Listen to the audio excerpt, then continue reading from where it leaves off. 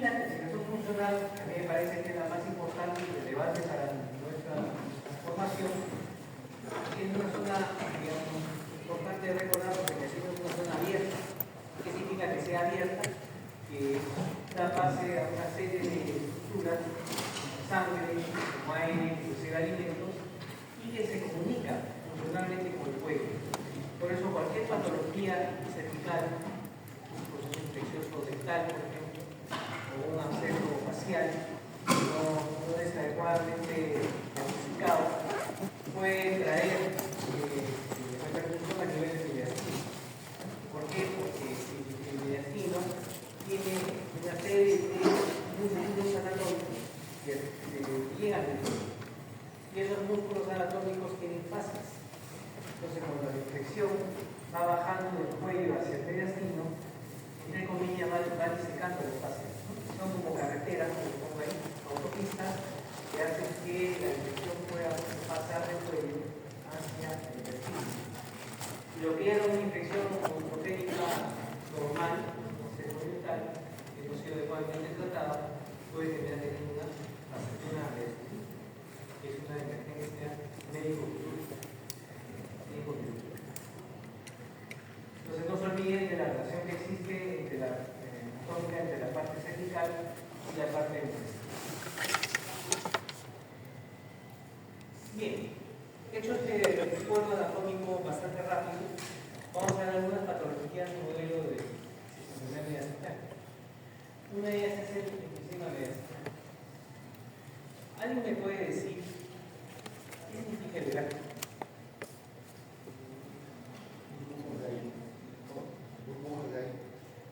Claro, son burbujas de aire, pero ¿algo que recuerdo?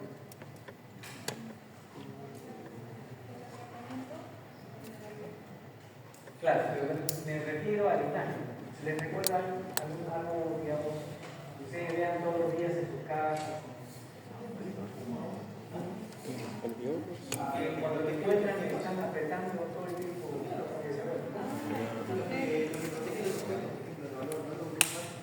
Claro, ustedes compran algún aparato electrónico que viene protegido por un material distinto. Cuando uno lo coge, en la casa se pelea. Uno lo va rompiendo con el dedo y se va teniendo un sonido especial. ¿Por qué les traigo esta imagen? Porque cuando ustedes tienen enfisema, sobre todo subcutáneo, tienen la misma percepción. La misma percepción de cuando ustedes cogen mucho material, lo van rompiendo. Para que se acuerden un poco de lo que es. Es una patología relativamente infrecuente, como ven ustedes en el gráfico, es una imagen radiotransparente que diseca toda la cirugía cardíaca, y eso es una enfermedad seria, porque si uno no hace el diagnóstico y tratamiento, el paciente puede padecer mucho obstructivo. Y es por la disponibilidad de una de las estructuras que se usa como técnica. Puede ser una evidencia banal, se observa la cirugía y se da, o puede ser secundaria a otra patología y puede indicar severidad. Normalmente se trata de un enfisema espontáneo en varones jóvenes de 20 a 30 años, asténicos en constitución, delgados y asmáticos. Los pacientes asmáticos, ustedes han aprendido, pueden ser portadores de bulas, pero cuando viene la crisis de tos, se rompe la bula, hace neumotórax y ya puede ser estos son uno de los mecanismos. El aire va disecando inclusive el tejido celular subcutáneo, inclusive el sistema subcutáneo, sobre todo en aquellas zonas donde el tejido tiene más laxo. Las causas del enfisema mediastinal pueden ser múltiples. En el pulmón, un aumento brusco de la presión, por ejemplo, la maniobra de Valsalva, por vómitos, ¿no? Una mujer embarazada con hipertensión cardíaca que tiene vómitos a repetición puede producir un enfisema mediastinal subcutáneo. El trabajo de parto, ¿no? Cuando uno está en trabajo de parto y hace aumenta la presión intrauterina para que el niño salga, también puede producir un enfisema mediastinal como complicación. El consumo de cocaína, ¿no? Traumatismo cerrado de tórax, el asma, ¿no? lleva a ruptura del pulmón, sobre todo si este está previamente dañado. Para que se produzca entonces el enfisema mediastinal, tenemos que tener un pulmón previamente dañado. Si se rompe, puede dar lugar a una motora, como ustedes han aprendido en sus teorías. Y si el pulmón está pegado al mediastino, da un enfisema mediastino.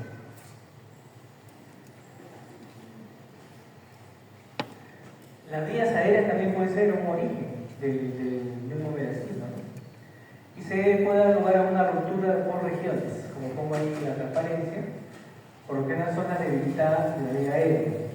Y ustedes recuerdan que por la anatomía, que la tráquea tiene una parte dura, ¿no? Y una parte blandita, se llama parte membranosa traqueal. Y a partir de esa parte membranosa traqueal se va a producir un enfisema mediastinal. Hiperpresión por maniobra de Valsalva de nuevo, también puede ser a través de un procedimiento endoscópico, ¿no? En manos un poco expertas, en el caso de una endoscopía, una fibroscopía, puede producir una lesión de esa pars membranosa y hacer pasar el aire hacia el mediastino. También por una intubación de urgencia, ¿no? Un paciente viene de urgencia por un problema respiratorio y uno quiere intubarlo y lo hace rápidamente, puede lesionar la zona de la tráquea y producir enfisema. El esófago también. Usted va a encontrar en su libro de texto el síndrome de Verhaeren, ¿no? Que son circunstancias en las cuales el paciente tiene vómitos mantenidos extensos, produciendo perforación del esófago. Y al perforarse el esófago puede hacer pasar aire hacia el mediastino y producir enfisema mediastinal. También de forma instrumental, una endoscopía hecha sin preparación adecuada, ¿no? O cuerpos extraños, ¿no? A veces los niños, ya felizmente eso no se ve, hace muchos años había soldaditos de plomo y bolitas que nosotros llamamos canicas, ¿no? Ya ustedes no han visto eso. Pero los niños jugando se pasaban el cuerpo extraño y pasaba el esófago, el soldadito de plomo o la canica, ¿no?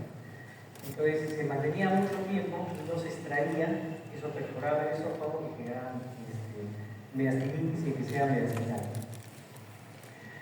En el cuello también puede ser, digamos, origen de un enfisema mediastinal, después de un traumatismo, de una cirugía, extracciones dentarias,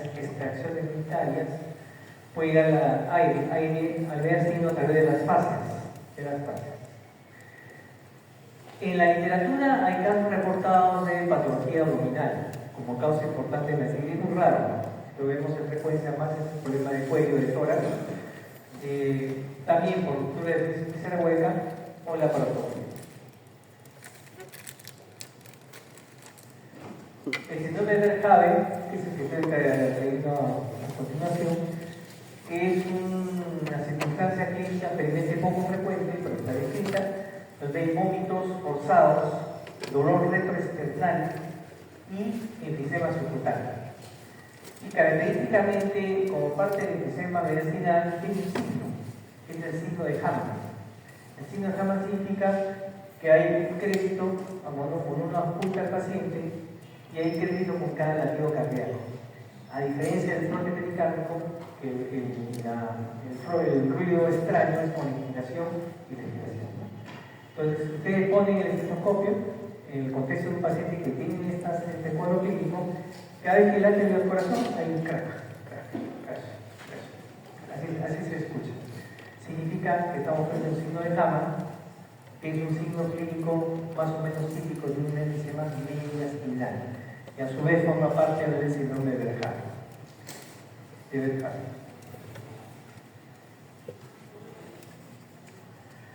Entonces, el cuadro clínico del enfisema mediastinal, tenemos dolor brusco retroesternal a nivel del cuello, isquia, en caso de asociación de neumotórax secundario. Acuérdense, cuando un paciente hace neumotórax o tiene derrame pleural, estamos frente a un pulmón restrictivo, ¿no es cierto? Porque se está quitando área funcional de inspiración.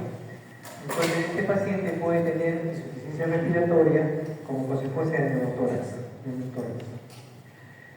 En los signos que encontramos, vemos el enfisema subcutáneo, es el tacto del granizo o la palpación similar al elemento que les he puesto en imagen anterior, es un signo patognomónico, ¿no? Ustedes ven un paciente con sistema secundario y lo palpan, nunca se van a olvidar. Es así de sencillo, ¿no?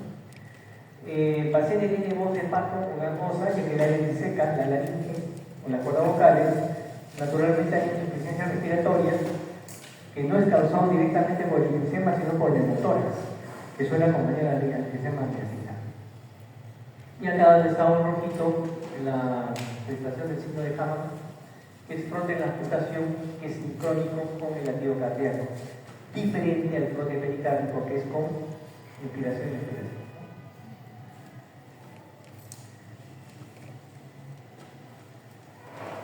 El diagnóstico, lo primero es tener una sospecha clínica, o sea, tener el antecedente del mecanismo causal del enfisema mediastinal y palpar el mediastino, ¿no? Se palpa y podemos tener enfisema subcutáneo.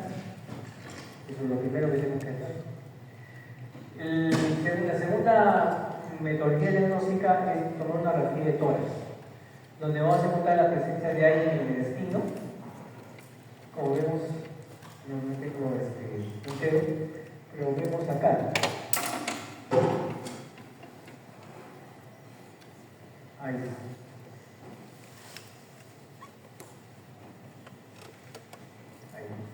El signo doble pericardio doble contorno, que es un signo característico del enfisema mediastinal. Es la línea radiolúcida para cardíaca aórtica, también es un signo característico del enfisema mediastinal. Y una serie de signos que ahorita vamos a pasar a repasar con ustedes, que nos sirvieron mucho a los clínicos cuando no había tomografía. La prueba diagnóstica del enfisema mediastinal es una tomografía. Esa es la prueba diagnóstica, ¿no? Es la prueba ideal. ¿Por qué? Porque nosotros tenemos la posibilidad de ver de dónde viene el enfisema y se puede solucionar. Esos son todos los signos radiográficos que ustedes van a encontrar, en sus referencias, ¿no? Tenemos el signo del anillo de la arteria pulmonar, que se ve acá. El signo de la arteria tubular. Todo es placa tórax, no es tomografía. Signo de la vela, que nos indica la presencia de timo, ¿no? Parece una velita acá, esta imagen radiográfica, ¿no? Signo del diafragma continuo, ¿no? Signo del aire extrapleural, que es el sistema relatado en estos momentos. Signo de doble pared bronquial, acá. Y acá tenemos el enfisema subcutáneo, es una placa tórax, ¿no? Acá es el enfisema subcutáneo, que está en agujitas. Y acá nuevamente el signo del doble contorno pericárdico, signo característico de placa de tórax de un enfisema mediastinal. El tratamiento de un enfisema mediastinal es bien complicado. Primero tiene que tener una vigilancia clínico-radiográfica, ya que el neumotórax puede no solamente complicar el cuadro clínico, sino también ser más intenso, ¿no?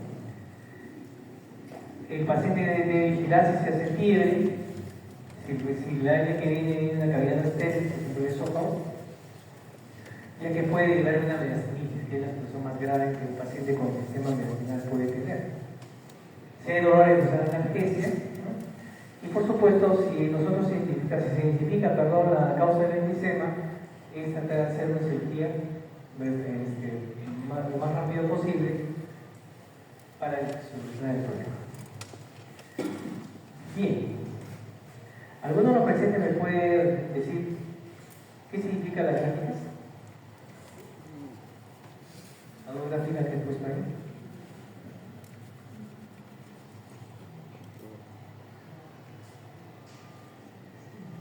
Stacy.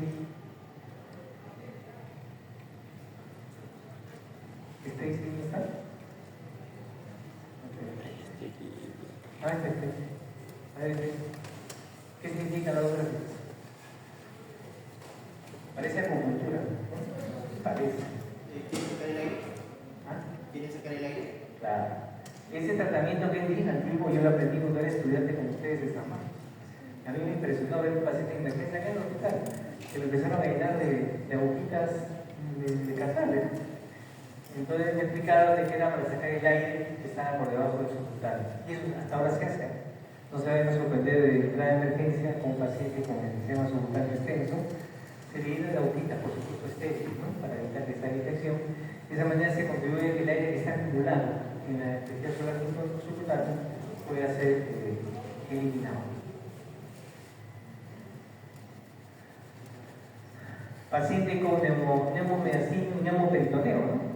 El signo de la burbuja grande que se ve en el pulmón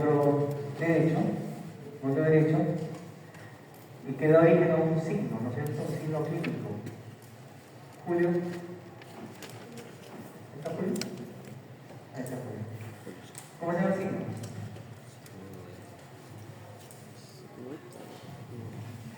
La presencia de una burbuja grande, similar a la cámara gástrica en el pulmón derecho, significa que hay una preparación de víscera hueca, ¿no es cierto?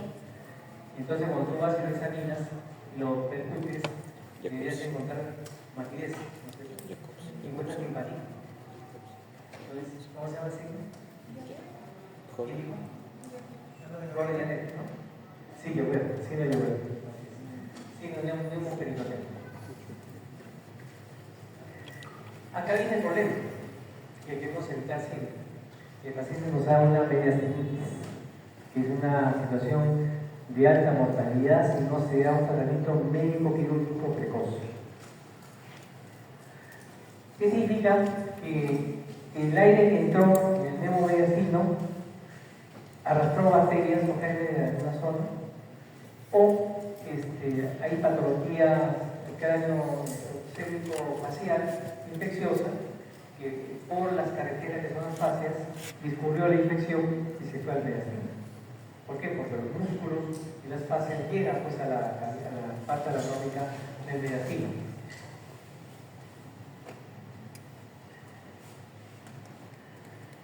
La mediastinitis puede ser aguda o crónica, ¿no? Las más importantes, las más peligrosas son las infecciosas, generalmente producidas o por anaerobios o por estafilococo aureus. Significa que ha habido compromiso infeccioso de la cavidad bucal, no puede ser que tenga mucho anaerobio en la cavidad bucal, o por infecciones de piel para estafilococo aureus.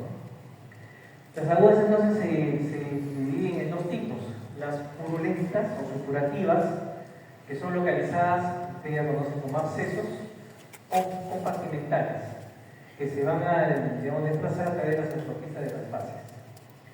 Y las gangrenosas, que son generalmente por anaerobios o por combinación de gérmenes, son las más difíciles de tratar. También hay crónicas, ¿no? De granulomatosas, fibróticas, escleróticas, farmacológicas también. La metilcerquina es un medicamento que ya no se utiliza en la actualidad, yo sí lo llegué a utilizar hace muchos años. Como profilaxis de migraña, también puede producir una mediastinitis crónica. Hay causas idiopáticas, ¿no? Que pueden ser infecciosas o farmacológicas. Y las causas crónicas de granulomatosas de mediastinitis crónica, la principal causa de los medios será bien.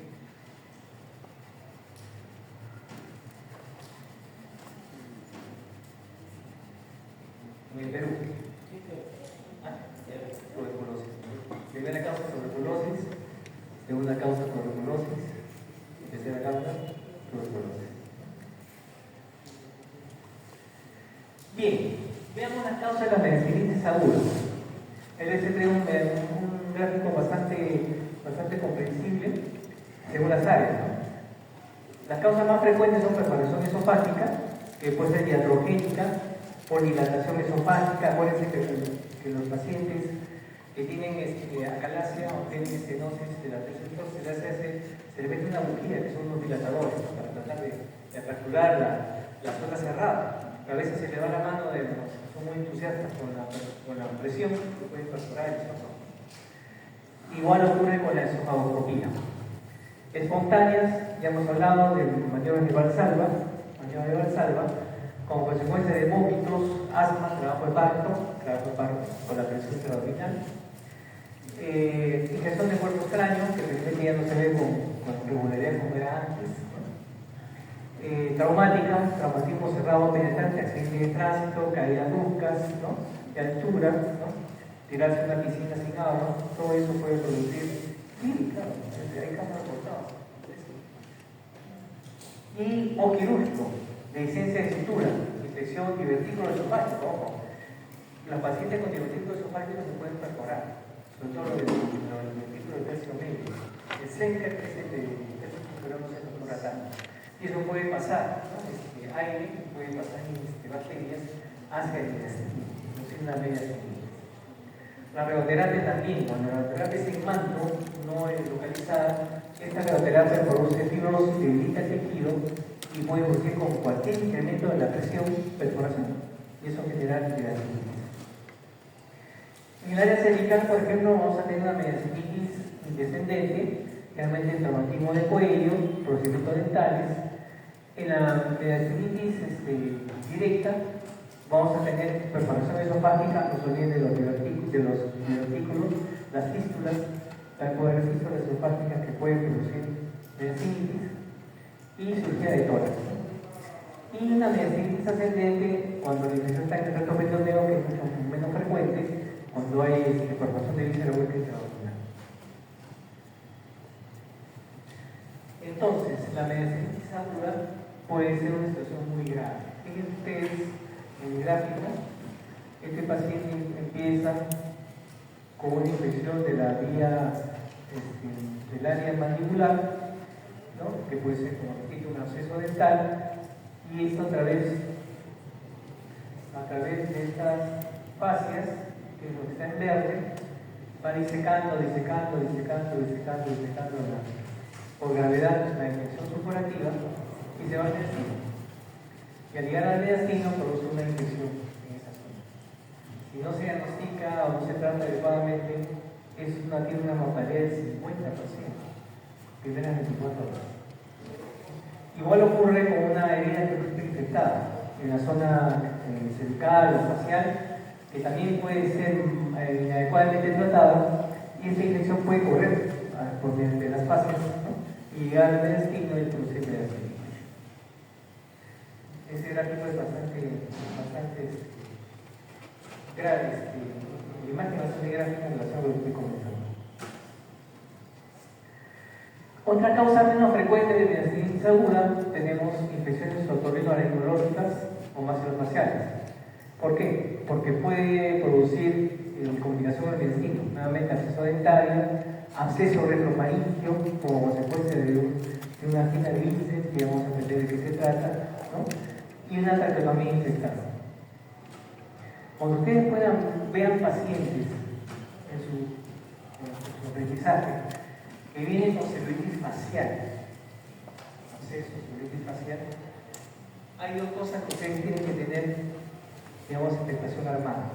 Una, que la infección diseque y se vaya al intestino, como estamos aprendiendo al día de hoy. Otra, que se vaya al cerebro y produzca lo que se conoce como tromboflebitis del seno cavernoso. Estos pacientes con tromboflebitis del seno cavernoso vienen con compromiso ocular. Ustedes recuerdan que el seno cavernoso es una estructura de 1 centímetro en promedio que tiene los nervios oculomotores que pasan, digamos, en el seno cavernoso, y tiene la primera rama del trigémino también. Pero este paciente viene con compromiso infeccioso de la cara y viene con compromiso oculomotores. Origen, una carie dental infectada o un trabajo dental no bien realizado. Igual la infección puede abrirse y puede bajar al intestino y producir mediastinitis como repito. También la neumonía necrotizante, que está, digamos, pegada a la pleura pegada a su vez a la zona media del tórax, puede producir una mediastinitis. El absceso sufrénico y la osteomelitis, todo esto por confidencia. ¿Cuál es el cuadro clínico de la mediastinitis aguda? Dolor retroesternal, que es brusco, fiebre, enfisema subcutáneo, por supuesto, porque hay perforación del hogar del metabolismo de las bacterias. Y si el paciente pasa a hacer sepsis, vamos a tener taquicardia, hipotensión y shock séptico.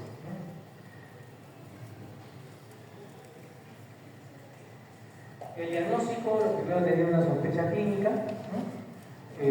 Básicamente son los antecedentes, intervenciones odontológicas, intervenciones ópticas, endoscopía, cirugía previa, manipulación. El siguiente paso es tomar una radiografía de tórax, como se ve en la parte derecha, donde pueden ver el ensanchamiento mediastinal, que es esta zona de acá, burbujas de gas, en esta zona de acá, líquido acumulado en las zonas frescas, agrandamiento de nódulos ganglionares, como se ve acá, y derrame pleural, como se ve acá. Esto nos está diciendo que el paciente tiene una complicación infecciosa seria producida por una infección cérvico-facial y producida por una mediastinitis. Acá nos saldrá también una tomografía de tórax, pero a veces no se tiene la disponibilidad, pero una radiografía de tórax y la historia clínica previa y el cuadro clínico del paciente, podemos tener un diagnóstico rápido para poder tratar y evitar que vaya a shock sepsis. El tratamiento es una urgencia médico-quirúrgica, jóvenes. Por eso les decía al comienzo, una urgencia médico-quirúrgica, ya que tiene más del 50% de mortalidad en las primeras 24 horas, si no se trata. Si el paciente tiene una meningitis por perforación esofágica, primero se hace la estabilización hemodinámica mediante fluidoterapia, drenaje quirúrgico si digamos hay acceso para ello, y antibiótico terapia. Recordar que en la cavidad bucal tenemos dos tipos de gérmenes, ¿no? Los anaerobios y los aerobios. Y estos aerobios tenemos los gram negativos. De tal manera que este paciente debería tener una cobertura para gram negativos y anaerobios. Para anaerobios escogemos clindamicina, ¿no? 600 miligramos cada 8 horas endovenoso, o metronidazol, ¿no? 1 gramo de dosis de carga y 500 cada 8 horas. Y para la parte de gram negativo podemos utilizar cefalosporina de tercera generación, que puede ser cefazilima, 1 gramo cada 8 horas endovenoso, o usar un carbapenén, que puede ser imipenem, ertapenem o meropenem. Y tratamiento largo para que el paciente tenga una buena respuesta a la enfermedad. Pero la mediastinitis en términos prácticos se comporta como un absceso. Si ustedes ven pacientes con abscesos, ustedes pueden darle toneladas de antibióticos y el paciente no se va a recuperar hasta que se drene el absceso. ¿No es cierto? Hay una axioma en medicina que dice absceso diagnosticado, absceso drenado, absceso resuelto. ¿No? Ese es un axioma que siempre vamos a escucharlo acá en el hospital. Igual, si el paciente tiene una razón de la meningitis aguda y se puede acceder para ser drenado, va a ser muy favorable por una evolución clínica también favorable a la cobertura antibiótica. Si no se hace este drenaje quirúrgico, probablemente el paciente no vaya bien y se pueda perder. Entonces, el tratamiento de una meningitis aguda está, digamos, el tratamiento de la mano con el cirujano, sea de tórax o de cabeza y cuello.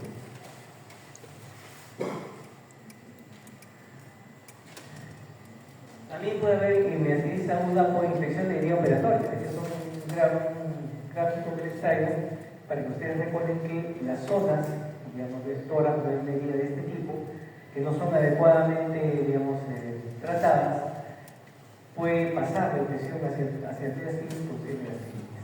O sea, si un paciente ha sido operado por una toracotomía, por ejemplo, por una infección torácica o cardiovascular, y esa herida no es adecuadamente controlada, se infecta, esa infección puede pasar de diastitis y terminar teniendo una mediastinitis. Bien, tenemos las meningitis crónicas. Según si la tengo que tratar esto con ustedes, pero realmente su presentación es muy rara. Yo he visto un caso en 1000 años de médicos, no un caso, nada más de frecuencia, ¿no? Es una enfermedad rara, en nuestro medio prácticamente no hay descripción de la enfermedad. Es una inflamación crónica o fibrosis de las estructuras del mediastino, de evolución progresiva. Tan es así que el compromiso puede ser tan extenso en el mediastino que puede comprimir la vena cava superior y producir lo que tiene nuestro paciente como visto en la mañana, ¿no? Un síndrome de vena con edema de gimnaína, que es un edema que es muy característico de esta condición. No se conoce a ciencia cierta la causa y la etiología es muy variada. La primera causa siempre sigue siendo tuberculosis, desde los pocos casos descritos, tuberculosis, pero también el distoplasma y antinomicosis, que pueden producir también una meningitis crónica. La radioterapia, pacientes que tienen la terapia de manto para una neoplasia, pueden producir meningitis crónica como secuela. Tratamientos farmacológicos, solamente como referencia, la metisergida, que era el modelo de esta condición, ya no se usa. Y también puede ser evolución de una meningitis aguda. Acuérdense ustedes que cuando hay un proceso infeccioso, ¿no?, hay salida de una serie de proteínas dentro del proceso infeccioso, hay un problema inflamatorio que es importante, y eso trae como consecuencia la venida de una proteína, de una enzima que se llama fibronectina, ¿no? La fibronectina tiene la particularidad de atraer fibroblastos. Entonces, estos fibroblastos producen adherencia, producen fibrosis, ¿no? Y eso puede llevar a una meningitis aguda que no sea adecuadamente tratada o sea muy severa, puede terminar teniendo una meningitis crónica fibrosante, gracias a la acción de esta enzima llamada fibronectina.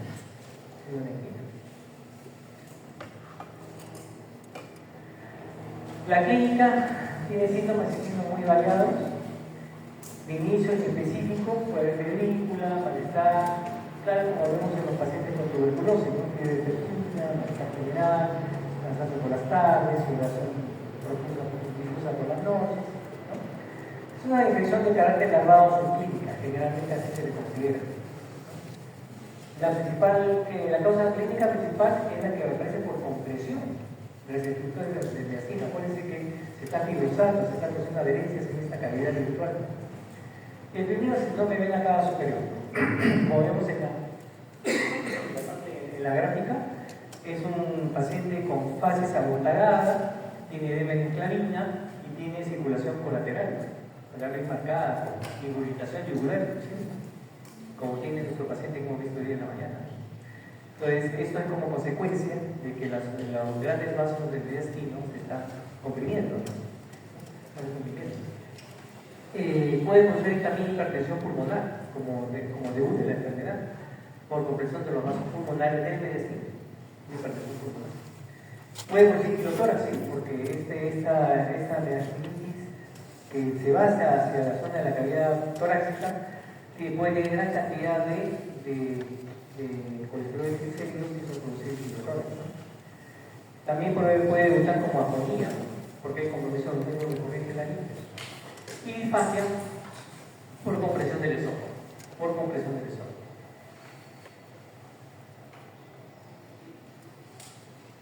El diagnóstico se hace por una radiografía de tórax, ¿no?, donde se ve el ensanchamiento o adelgazamiento del receptor mediastino, pero no es específico, es orientador. Siempre las placas de tórax son orientadores a muchas patologías, pero por tanto sí es necesaria que ustedes le pidan dentro del plan de trabajo que ustedes pueden hacer en un paciente, independientemente de la patología que están diagnosticando. También la tomografía puede ser de ayuda, sobre todo cuando pensamos que el paciente pudiera tener a una compresión, digamos, tumoral o adherencias o fibrosis en el mediastino. 60 o 80% tienen calcificaciones, ¿no?, lo cual nos orienta hacia la posibilidad de curar la neumatosis. La radiografía de tórax y abdomen simple, acá voy a abrir un paréntesis, es muy útil. A veces nosotros despreciamos la radiografía de abdomen simple y no saben la utilidad que tiene para un paciente. Por ejemplo, si un paciente yo le quiero diagnosticar tuberculosis, le pido una radiografía de abdomen simple. Tiene que ver una tuberculosis con radiografía de abdomen simple, ¿no? Digamos que no. ¿Qué dice? Yo tengo un paciente que tiene sospecha de tuberculosis, tiene una placa de tórax con lesiones crónicas, porque es un pasado por los pero tiene una tuberculosis activa. Entonces yo le pido una radiografía simple de piel para ver qué cosas, calcificaciones suprarrenales. Y eso se ve en una radiografía simple de piel. Y la calcificación suprarrenal es nuestro medio de tuberculosis, ¿no? Entonces, eso es un elemento más fácil, de fácil acceso, para llegar a un diagnóstico de tuberculosis sistémica. Igual acá, ¿no? Las calificaciones que se ven en la tomografía en un paciente que tiene una meningitis crónica no se orientan hacia tuberculosis, ¿no es cierto? Pero ahí dirán, pero doctor, el histoplasma es lo que más se parece a tuberculosis y también puede producir calcificación, claro. Pero para ello necesito preguntar por la epidemiología, ¿no es cierto? ¿Y cuál es la epidemiología, Florian, de histoplasma?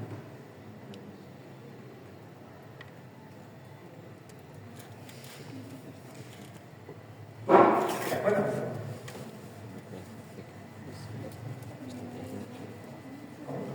¿Cómo?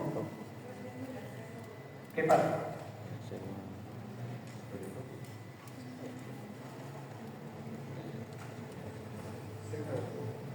Claro, ¿qué parte específica? Pingo marino. ¿Y qué parte específica de pingo marino?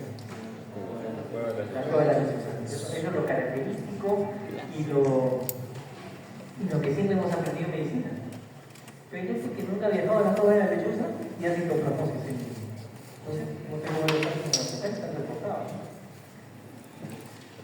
¿Quién apellida Somoza?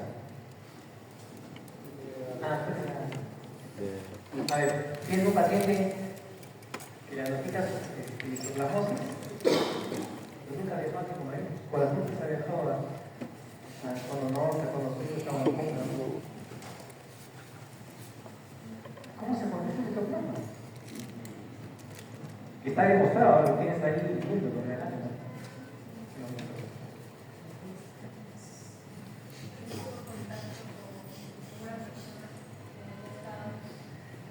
Contacto personal.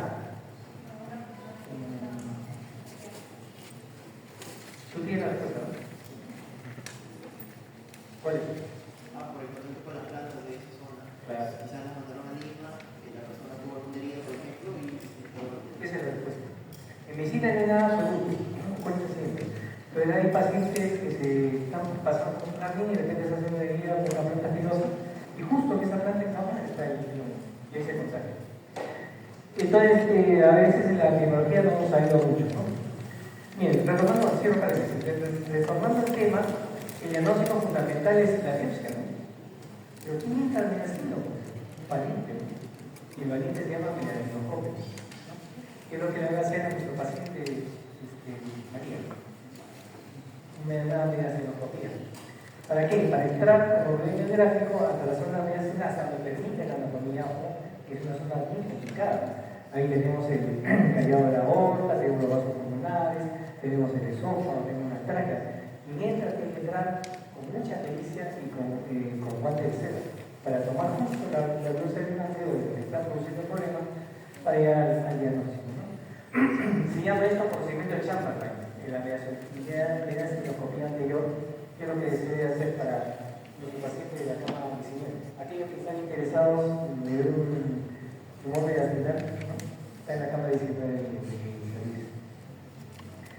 El tratamiento de la meningitis crónica se va dirigido a evitar o incluir que las estructuras adyacentes sean confusas, porque si el paciente tiene hipertensión pulmonar, tiene síndrome de la cava superior, y todo lo que hemos mencionado es por compresión.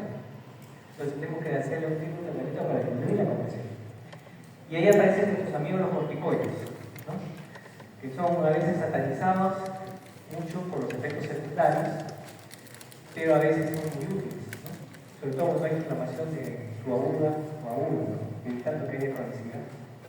Por ejemplo, el linfoma, cualquier tipo de linfoma, el corticoide es una parte importante de su tratamiento, ya lo vamos a entender en hematología, ¿no?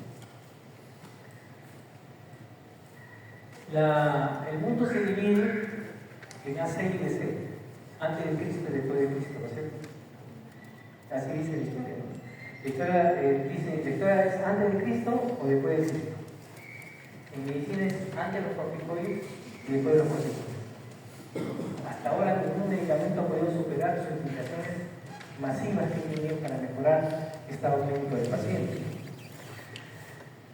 La cirugía es importante cuando es digamos, en acceso, y a veces se colocan prótesis a nivel endovascular o esofágica, sobre todo aquel paciente que tiene mucha dificultad técnica para poder retirar la causa del problema que está produciendo la medicina crónica.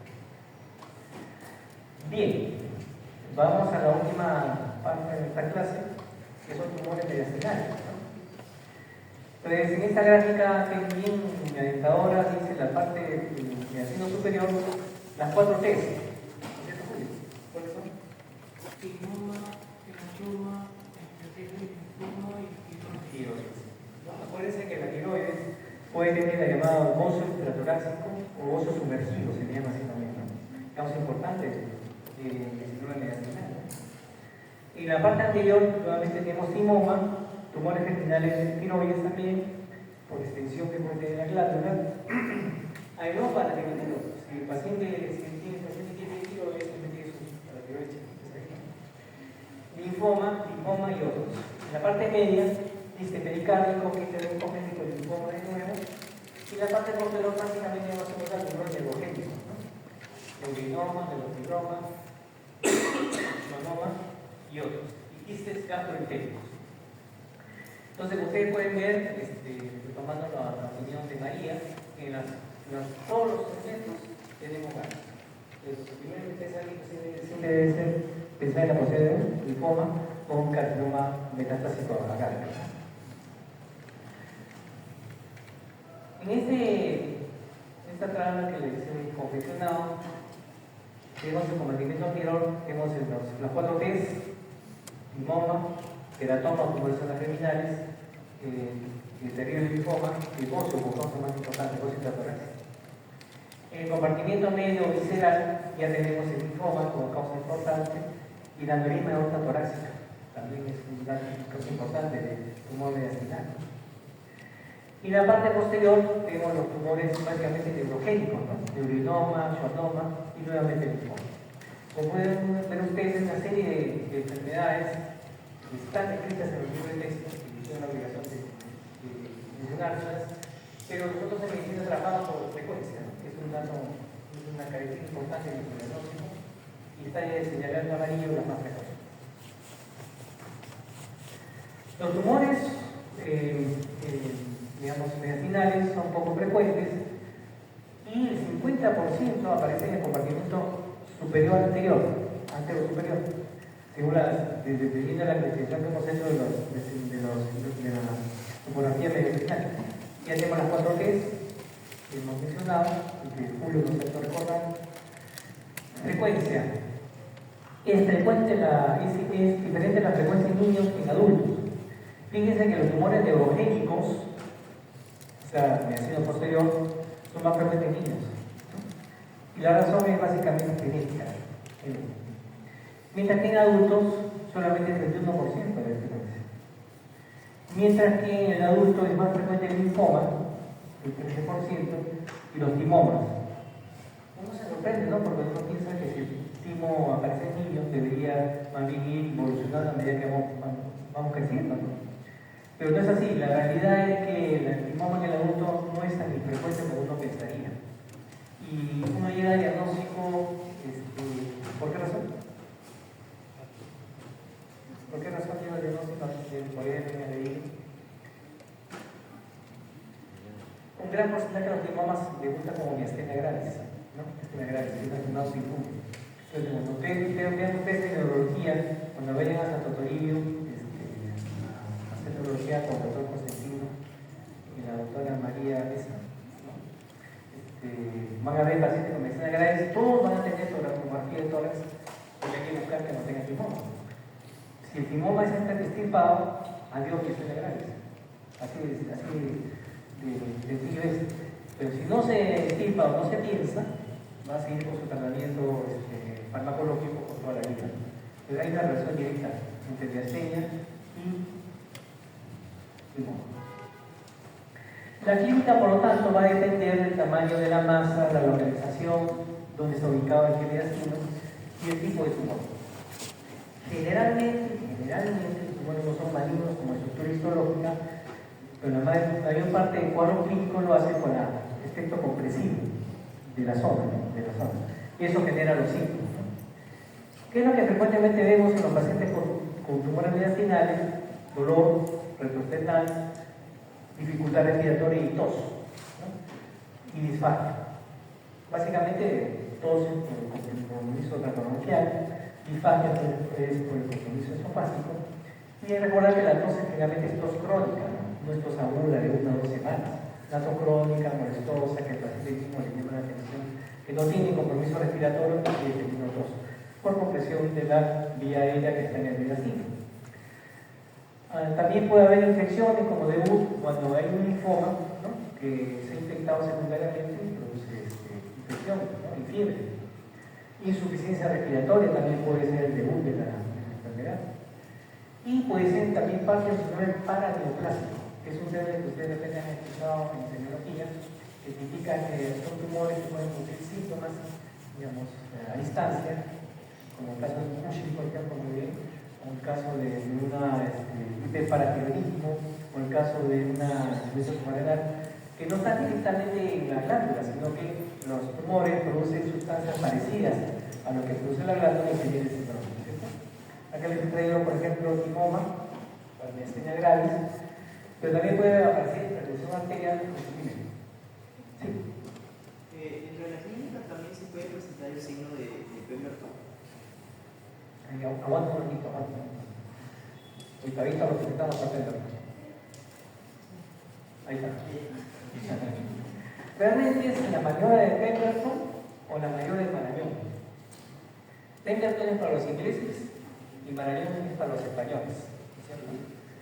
Pemberton Marañón será para los peruanos, ¿no? Es lo mismo, ¿no? O sea, se le dice al paciente que eleve los brazos, digamos, como estoy haciendo ahorita con una mano, inmediatamente va a haber plétora o congestión facial, producto que cuando se hace este movimiento, la masa mediastinal, que todavía no sabemos su origen, los grandes vasos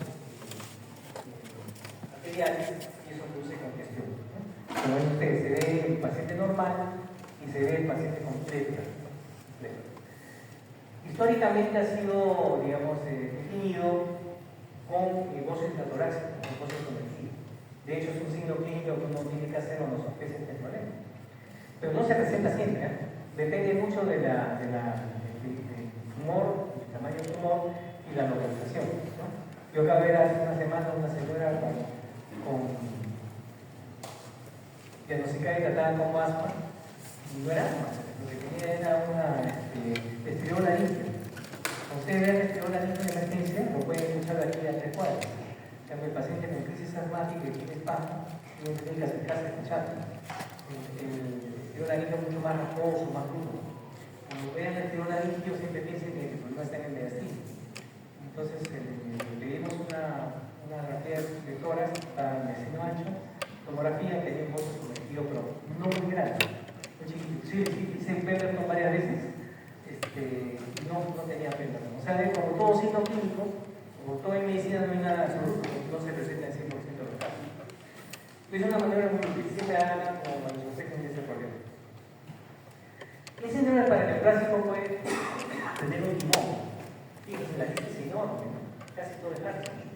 Lupus, polimiositis, enteropatía, Sjögren, colitis ulcerativa, Hashimoto. Puede haber Hashimoto en intratorácica, o sea, el paciente no tiene gozo. El gozo está en la parte torácica y puede ser con Hashimoto. Artritis reumatoidea, sarcoidosis, pseudohernia, endocrinos, todos los endocrinos que se pueden imaginar son paraneoplásicos, como enfermedades, hipertiroidismo, hiperpara, pánico. Miastenia gravis, Eaton Lambert, también es un paraneoplásico muy conocido. Miositis y distrofia de estómago. El diagnóstico, en primer lugar, se hace ante sospecha clínica. Hay que pensar. Dicen que si uno no piensa, no encuentra lo que tiene que fallar.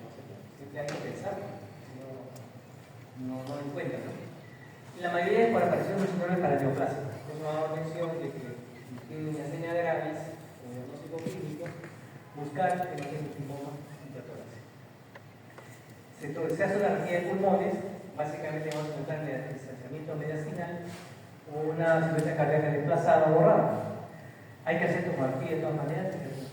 Primero estamos en el siglo XXI, la tomografía acá es como pedir un hemograma. Los pacientes entran a hospitalización sin historia clínica, sin nota de ingreso, sin hemograma, sin algún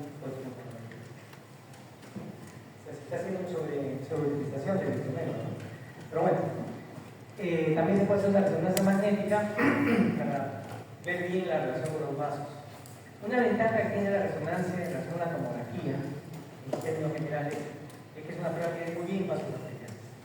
Si usted tiene un paciente con una tomografía cerebral con infarto o sospecha de infarto de hemorragia cerebral de origen, la tomografía les puede ayudar, pero no con tanta potencialidad como lo ocurre en una angioresonancia. Pero usted tiene que evaluar tejido nervioso y vasos arteriales como prueba importante siempre resonancia. El PET scan es una prueba que ya se hace en Lima, uno diagnostica una neoplasia de cualquier tipo que de la extensión, hace un PET scan. Básicamente se usa glucosa marcada porque en teoría las neoplasias tienen mucha avidez por la glucosa. Captan la glucosa y se pueden ver la extensión de la enfermedad. ¿Cuál es el gran problema del PET scan? Es que golpea el bolsillo. Estamos hablando de una prueba muy cara, ¿no? Entre 5.000 a 7.000 soles la prueba, dependiendo del sitio donde se haga. Y los seguros privados no lo cubren. Y por último, una biopsia, dependiendo del sitio donde está, mediante una mediacinoscopía o una mediacinostomía, ¿no? Con la técnica de Chamberlain. El tratamiento va a depender entonces del estirpe, si es un timoma, cirugía de exéresis, ¿no? Cuando la masa está bien delimitada y no se infiltra, después digamos, operar. Quimioterapia es la terapia de primera elección para el linfoma, quimioterapia con corticoides, ¿no? Dependiendo por supuesto de la histología, ¿no? Si son células grandes, como hemos comentado en la mañana, tienen un pronóstico más reservado que tener mal, un linfoma de la mucosa, ¿no? Y la radioterapia es alternativa al primer tratamiento, cuando se puede realizar otra cosa, la radioterapia puede ayudar a disminuir la masa moral. Esto es un concepto que debe ser para toda la clase, ¿no? Cuando el cirujano dice ya yo lo veo, pero es muy grande, difícil de acceder, es mejor operar, poner al paciente en radioterapia para que disminuya la masa tumoral, poner el cirujano y después activarlo con más facilidad. En cáncer gástrico, por ejemplo, el protocolo de radioterapia, cirugía, quimio, es ese orden, ¿no? Pero realmente no es quimio, pero es cirugía y cirugía, no radioterapia, no.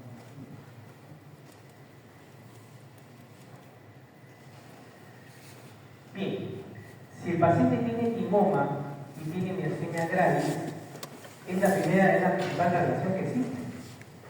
Pero para complicarle la vida a ustedes, se otras enfermedades que pueden estar asociadas a timoma.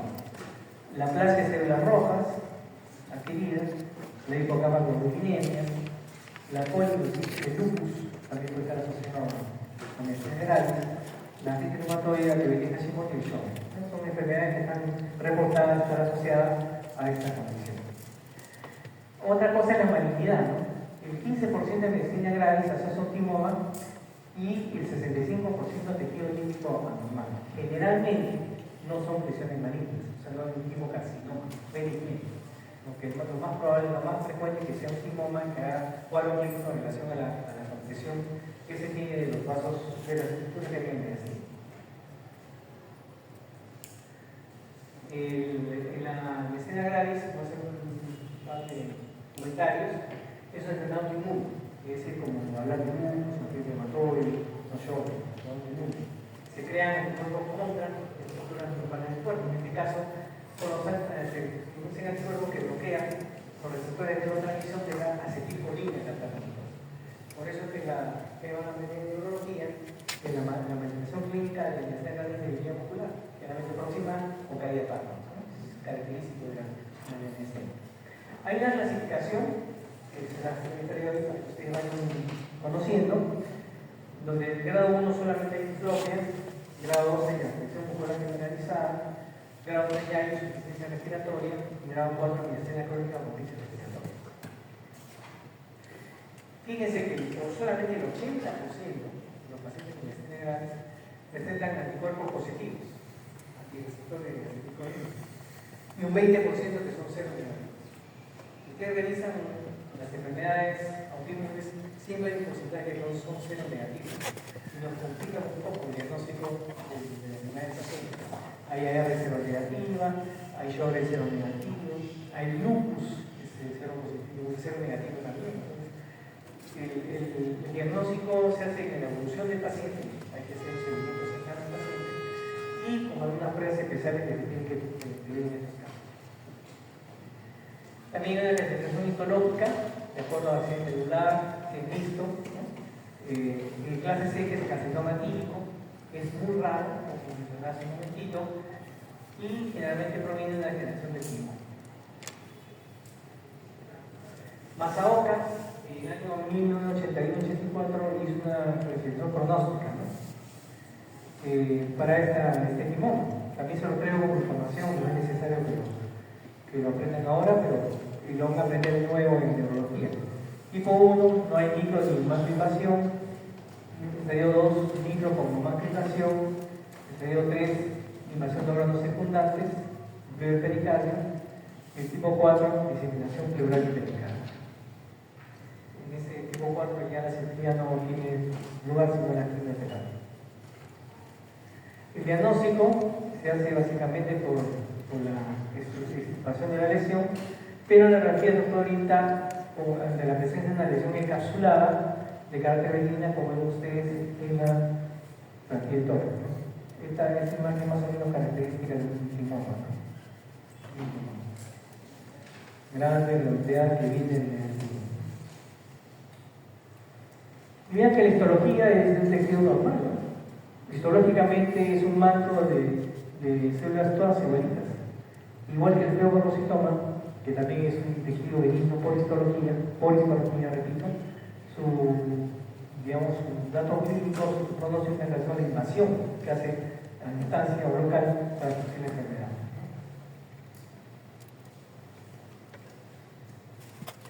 El tratamiento ya es estenotomía, endoscopía, es más en la fila operatoria, ¿no? Y con esto los pacientes pueden solucionar su cuadro de miastenia gravis. Dicho sea de paso, un paciente con linfoma sí le tiene que hacer un seguimiento cercano, porque puede haber dejado tejidos, células, digamos, pequeñas, zonas pequeñas en la zona donde está ubicado, y eso después de un tiempo puede ser metástasis a la distancia. Entonces, los pacientes con linfoma que han sido operados deben tener un seguimiento cercano con su médico tratante para buscar evaluación. La dimentomía es la prueba del diagnóstico terapéutico indicado. Puede ser por vía abierta, por toracotomía o endoscopía. Entonces, en conclusión de nuestra clase, número 1, las infecciones en el cuello tienden a progresar hasta abajo, dando lugar a cuadros importantes de infecciones diastínicas. Gracias a las autopistas o carreteras que forman las fases, ¿no?, de los músculos que van del cuello al mediastino. Tener cuidado con las infecciones de partes blandas de la cabeza y de la boca, sobre todo los abscesos dentarios, que pueden producir este inconveniente. La angina de Lindsay también es una causa importante de este problema. En caso de perforación esofágica y costal rápido, recordar que cuando hay una meningitis aguda, tenemos el signo de Hammond, ¿no es cierto? María, ¿cuál es el signo de Hammond?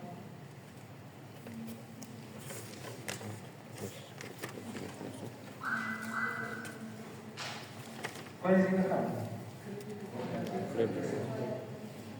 Crepitación con cada célula lateral. Voy a poner el microscopio, luego escucha el ruido y escucha el caso. Y eso está diciendo que hay una meningitis aguda que puede ser lugar de una perforación esofágica o una perforación respiratoria, ¿no? Es importante también conocer la localización de los tumores diastínicos, ¿no? Linfoma en los 3 territorios, no se olviden, los 3 o 4 territorios de acuerdo a la clasificación que les he puesto. Hay el intestino anterior superior, las 4 T's, teratoma, limón, tiroides, cerebro. En el medio son los quistes y posterior neurogénico. En el medio yo agregaría fístula esofágica y perforación esofágica, conjunto de divertículos. Y saber cuándo se debe realizar biopsia o cirugía. Si es bien limitado a cirugía, está más limitado a biopsia. El procedimiento diagnóstico en todos los casos va a ser prodiagnóstico. ¿Cuál va a ser el procedimiento diagnóstico para un paciente que tiene tumor medular?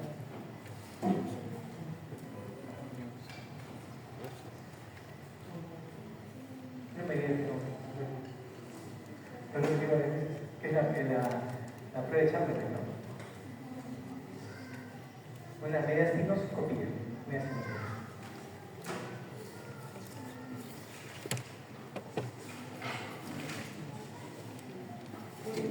¿Alguna pregunta o comentario de la clase? Algo que no esté claro, que te quisiera ampliar. ¿Tú qué estás haciendo? H-A.